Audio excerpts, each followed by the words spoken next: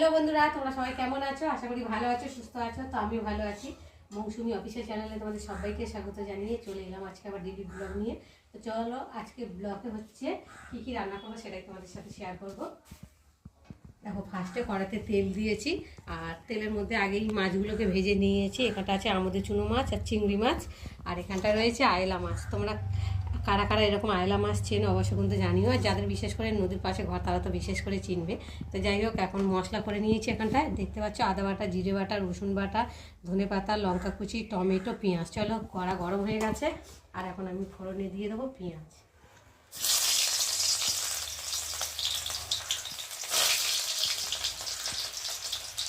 তেলটা খুবই গরম হয়ে গেছে।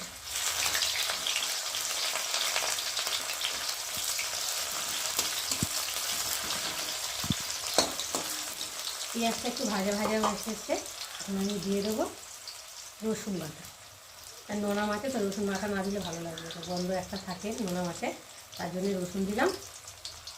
আর দেবো জিরে, আদা বাটা, টমেটো কুচি,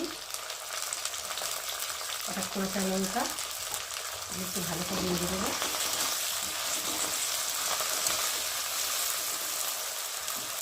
তারপরে দেবো একটু লঙ্কার গুঁড়ো,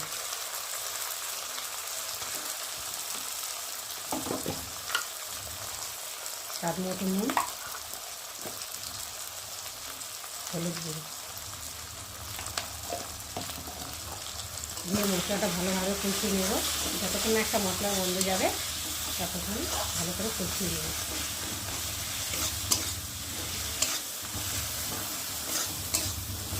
দেখো বন্ধুরা, মশলাটা বেশ ভালোভাবে ভাজা হয়ে গেছে, মানে কষানো হয়ে গেছে। আর দেখো, মশলা থেকে তেলও ছেড়ে দিয়েছে দেখো, আর মশলার যে কাঁচা গন্ধটা সেটাও চলে গেছে।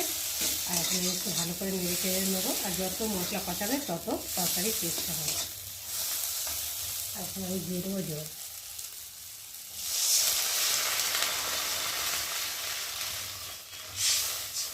একটু ভালো করে নিয়ে দেবো, খুন্তির মধ্যে যে মশলাগুলো লেগে আছে ঝোল দিয়ে ভালো করে লাগিয়ে দেবো।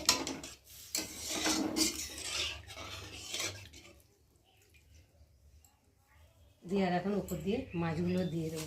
যেহেতু আলু ঠালু নেই যে সেদ্ধ হতে টাইম নেবে, তো ঝোলের সাথে ফুটতে হবে, তো তার জন্য দিয়ে দিলাম। আর যেহেতু মাছটা একটু মাখা মাখা করবো তার জন্য একসাথে দিয়ে দিলাম। মাছটা ভালোভাবে ঝোলের সাথে ফুটে যাবে। গিয়ে আর এখন আমি ঢাকা দিয়ে ফুটিয়ে নেব। তো চলো, এবার ঢাকাটাকে খুলে দেখি। তো দেখো, ঝোলটা অনেকটাই শুকিয়ে গেছে, আর কালারটা দেখো কত সুন্দর লাগছে দেখতে। দেখো, আর এখন আমি উপর দিয়ে একটু ধনে পাতা কুচি ছড়িয়ে দেবো।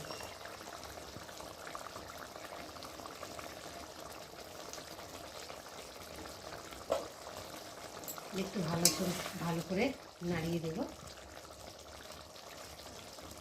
তো বন্ধুরা, আজকে আমার আয়লা মাছের রেসিপি কেমন লাগলো তোমরা কিন্তু অবশ্যই কমেন্ট করবে, আর ভালো লাগলে লাইক করো, শেয়ার করো। আর আমার চ্যানেলে যদি নতুন হয়ে থাকো চ্যানেলটাকে সাবস্ক্রাইব করো। আবার তোমাদের সঙ্গে দেখা হবে পরের ব্লগে, ততক্ষণ তোমরা তোমাদের খেয়াল রাখো। তোমরা আমার চ্যানেলটাকে সাবস্ক্রাইব করতে থাকো, আর আমি এদিকে ঢালতে থাকো।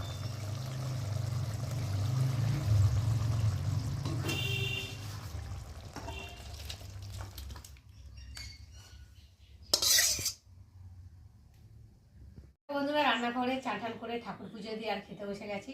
তো আজকে আমাদের রান্না হয়েছে, তো আজকে দেখো 3টে থালায় ভাত বেরিয়েছি আমরা 3জন, তার জন্য দেখো।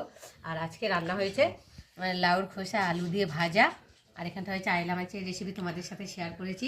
কেমন হয়েছে তোমরা কিন্তু অবশ্যই কমেন্টে জানিও। আর এখানটা হয়েছে সব কিছু সবজি দিয়ে একটা তরকারি, আর এখানে টমেটোটা দিয়ে আর তেঁতুল দিয়ে চাটনি, আর ভাত পাচ্ছে এই যে কাঁচা পেঁয়াজ নিয়ে নিয়েছি। আর এখন একে একে খেতে দেবো মেয়েকে আর তোমাদের দাদাভাইকে। লাউ খোসা ভাজাটা ভীষণ ভালো লাগে, তোমরা কারা কারা পছন্দ করো অবশ্যই কিন্তু কমেন্টে জানিও। আর দিয়ে দেবো একটা করে কাঁচা পেঁয়াজ।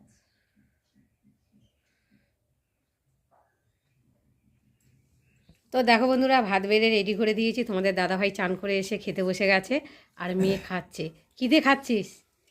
এই আপাতত কি আয়লা মাছ দিয়ে খাচ্ছি, তো আয়লা মাছ দিয়েছে তো ওই দিয়ে খাচ্ছি, তো খেয়ে দেখি কেমন লাগে। খুব একটা খারাপ নেই, বুঝলে।